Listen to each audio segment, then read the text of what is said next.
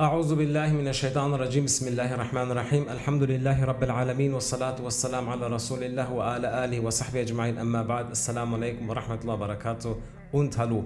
Ich möchte inshallah heute euch eine Sache präsentieren, und zwar ist es der Hijra-Kalender, den wir als im Auftrag des Islam publiziert haben, und vor allem das Besondere ist zum ersten Mal auf deutscher Sprache, und den kann man bei uns im Online-Shop www.alir.de erhalten. Der kostet 8 Euro inklusive Versand, und wir haben da auch aktuell ein Angebot, soweit ich weiß, wenn man 5 Stück bestellt, dann kriegt man 5 gratis dazu, zu Dawa-Zwecken, zum Verschenken an Verwandte, Freunde, Familien oder in der Moscheegemeinde, egal wo auch immer. Vielleicht mal kurz einige Punkte zum Hijra-Kalender. Ihr wisst, der islamische Kalender, der Hijra-Kalender, ist ein Kalender, der seit Umar ibn Khattab radiallahu an besteht. Und zwar ging es darum, dass die Muslime irgendwann, die islamische Welt ist größer geworden, die Muslime sind expandiert und mussten halt immer wieder mehr miteinander Schriftverkehr und Briefverkehr haben, und dann kam es mal zum Punkt, dass sie gesagt haben, wir brauchen ein Datum und wir müssen ja irgendwie unsere Briefe auch bestempeln mit Datum, und zu wissen, um besser auch einzuordnen, wann genau wo was war, wie lange es gedauert hat, wann dieser Brief kam. Und da gab es halt ein Istishare zwischen den Sahabas, und einige meinten, lass uns den Beginn des Prophetentums nehmen, manche meinten den Tod des Propheten als Jahr Null, als Beginn des islamischen Jahr, also des islamischen Kalenders benutzen. Manch einer meinte die Geburt des Propheten oder der Beginn des Prophetentums. Ali ibn Abi Talib machte dann den Vorschlag und sagte, wir wollen doch den Kalender oder die Zeit für islamische Staatsangelegenheiten benutzen, richtig? Meinten die ja. Da meinte Imam Ali, wann sind wir denn zu einem Staat geworden? Mit der Hijra. Dann werden wir die Hijra als Beginn der Zeitrechnung des islamischen Kalenders benutzen. Und so ist der Hijra-Kalender entstanden. Der Hijra-Kalender beginnt mit der Hijra des Propheten von Mekka nach Medina. Und dies wurde tausende von Jahren auch angewendet von den Muslimen und den islamischen Staaten, bis 1924 das islamische Kalifat aufgehoben wurde von Mustafa Kemal Atatürk, und kurz Zeit später auch der islamische Kalender, der Hijra-Kalender, aufgehoben worden ist als Basis, als Staatskalender, und der gregorianische eingefügt worden ist. Nun ist jetzt fast ca. 100 Jahre vergangen und es ist schon fast eine vergessene Sunna geworden. Das islamische Kalender, der Hijra-Kalender, ist eine vergessene Sunna geworden, die wir wieder zu Leben erwecken wollen, zum Leben erwecken wollen. Und der Prophet a.s. sagt in einem Hadith, die Belohnung für denjenigen, der eine Sunna wiederbelebt, erhält die Belohnung eines Märtyrertodes.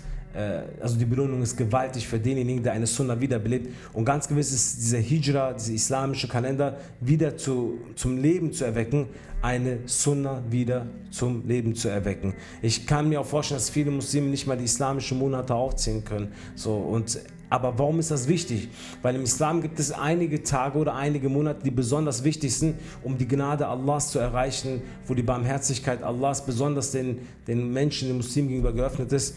Zum Beispiel sagt der Prophet a.s. in einem Hadith, Afdalus Siyam ba'da Ramadan fi Shahrullahi Muharram. Das beste Fasten nach dem Ramadan ist in dem Monat Muharram. Und ja, wann ist Muharram? Wann beginnt Muharram? Wann endet Muharram? Um das alles zu wissen, muss man diese islamische Kalender kennen, wissen, welcher Monat, wie lang geht es, welchen haben wir denn gerade. So, und deswegen ist dieser Kalender hier sehr wichtig und relevant. Oder die Monate wie Rajab, Schaban, die besonders sind. Also es gibt schon einige Monate, die sehr besonders sind, wo man da besonders viel Amal machen soll in Zulhijjah, wo man aber das nicht weiß, wenn man keinen islamischen Kalender hat. Und deswegen kann man sich diesen islamischen Kalender bei uns kaufen. Und ich bitte euch, wenn ihr den bestellt, dann nicht nur für euch, seid nicht egoistisch, sondern bestellt gleich mehrere, zum ersten Mal auf deutscher Sprache. Ihr unterstützt gleichzeitig die Dawa mit dem Kauf eines Kalenders, also die Dawa wird so unterstützt. Und verteilt sie an Freunde, Familie, Verwandte. Das ist ein Kalender, der in jeder Wohnung eines Moslems hängen sollte. Um auf den Kalender vielleicht kurz auf den Aufbau kurz zu erklären. Das ist eine A4-Größe, der Kalender. Man kann ihn auch zu Hause aufhängen. Es kommt am Anfang ein Vorwort zum Kalender und zu den Gebetszeiten, weil der Kalender besteht aus sowohl islamische Monattage und auch Gebetszeiten. Wir haben auch eine Seite hier mit den besonderen Tagen als Überblick, wann ist 1. Muharram, wann ist Rajab, wann ist Beginn von Rajab, Schaban, Ramadan, Zulhijjah. Also die besonderen Monate haben wir auch nochmal aufgeschrieben als Überblick. Wann ist Eid al-Adha, Eid al-Fitr. Dann beginnt der Kalender und das ist das Besondere, nicht mit dem 1. Januar, ihr wisst bestimmt, es gibt viele Kalender überall, auch in den DİTİB-Moscheen oder woanders in den Moscheen, viele im Gemeinden haben ihre eigenen Kalender. Aber die beginnen alle mit dem 1. Januar. Aber wir haben das macht diesen Kalender so besonders, die Basis, Beginn des Hijra-Kalenders ist nicht am 1. Januar, sondern 1. Muharram. Und das war der 19. Juli. Das ist der Beginn des islamischen Jahres. Und das ist die Basis. Das macht diesen Kalender so besonders, dass der mit Muharram beginnt.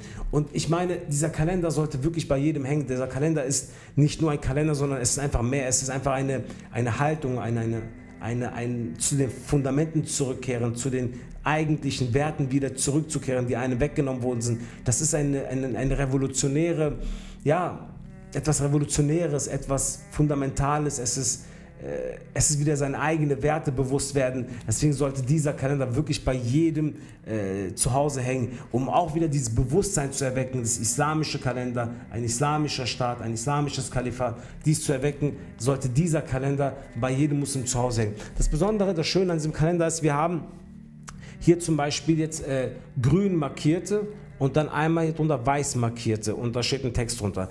Das ist, wenn es grün markiert ist und da steht das drunter, bedeutet das ein Ereignis genau an dem Hijra-Tag. Ja, da war was. Zum Beispiel islamisch Neujahr ist der 1. Muharram. So, wenn es grün ist, bezieht sich das auf den islamischen Monat. Wenn es weiß ist, dann bezieht sich das auf den gregorianischen Kalender. Und wir haben hier weiß, ist der gregorianische, 19. Juli, Mittwoch 2023 und das ist der 1. Muharram, 1445. So, das steht halt immer, das islamische Kalender auf Arabisch und dann der gregorianische. Und wenn es auf weiß ist, dann bezieht sich das Ereignis auf den gregorianischen Kalender, wie zum Beispiel hier, was haben wir, 1928, das arabische Alphabet wurde durch das lateinische ersetzt, durch Mustafa Kemal Atatürk.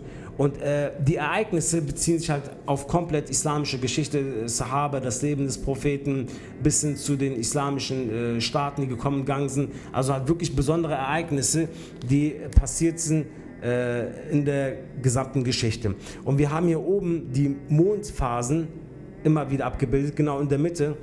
Wenn ihr schaut, hier Halbmond, man sieht dann immer wieder in dem schwarzen Kreis, wie die aktuelle Mondphase ist. Warum ist das auch wichtig, dass man einen Bezug zur Realität hat? Weil der Prophet sagt, in den Vollmondtagen, es sind ja 3 Stück, zu fasten für diejenigen, die nicht verheiratet sind, ist eine Sunna zum Beispiel. Also das ist wirklich ein Kalender, der dich auf die Fundamente bringt und auf das Verständnis des Islam wieder zurückbringt. Deswegen ist das so wichtig. Und abgebildet auf dem Kalender sind, wie ihr sehen könnt, 6 Tage und hier sind die Gebetszeiten von ca. über 10 Städte, Schweiz und Österreich mit dabei und ansonsten alles deutsche Städte, außer Zürich und Wien, denke ich mal. Ja. Und genau, das ist halt dazu. Und das andere Interessante vielleicht noch an dem Kalender ist halt, dass genau am Ende des Monats eines Mondkalenders, eines islamischen Kalenders, wird immer der Neumond gesichtet. Also man sichtet nicht nur am Anfang Ramadan, wie manche das glauben, sondern man sichtet eigentlich jeden Monat den Neumond aufs Neue. Und das machen wir auch. Der Bruder Furkan veröffentlicht ja immer wieder ein Video zu jedem Monat und zur Mondsichtung.